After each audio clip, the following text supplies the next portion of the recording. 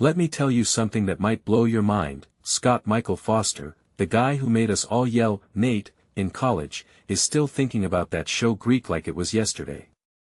And honestly, that's kind of wild. 20 years.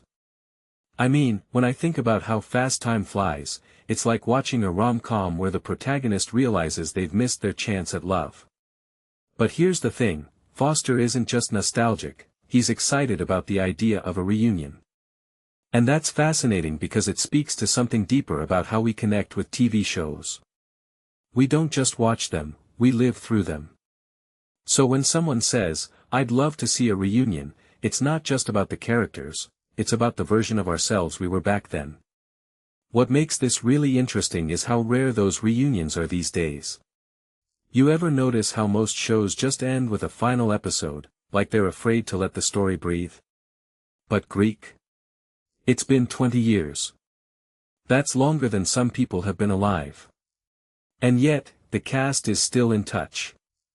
Foster even mentioned reconnecting with his makeup artist. That's not just a job, it's a family. And that's what makes me think, maybe the real success of a show isn't how many seasons it has, but how many lifetimes it lives in its fans' memories. Now, let's talk about Crazy Ex-Girlfriend. I mean, how do you even begin to process a show that had over 150 original songs? That's like writing a symphony every week. Foster calls it the most impressive part of the show, and honestly, I agree. But here's what I find wild, the pressure to create that much music every week. Imagine being a songwriter and having to come up with something catchy, emotionally resonant, and original, not once, but 150 times.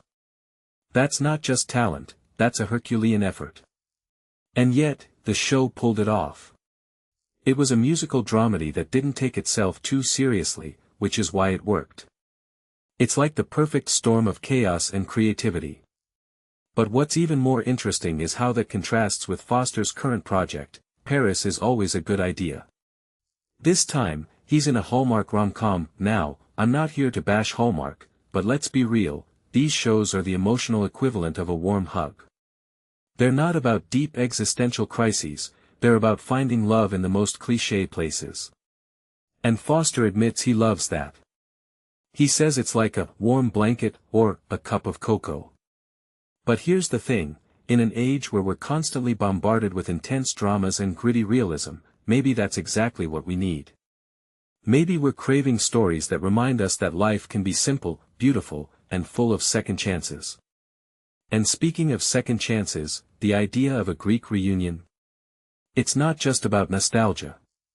It's about giving closure to a generation that grew up with that show. But here's the bigger question, why do we even need reunions?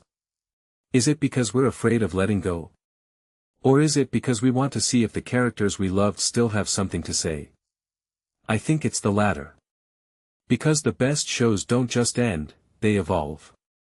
And if Greek could come back, even just for a few episodes, it might remind us that the past isn't just a memory, it's a conversation we're still having. So, what do you think? Would you watch a Greek reunion? Or is it better left in the annals of college comedy history?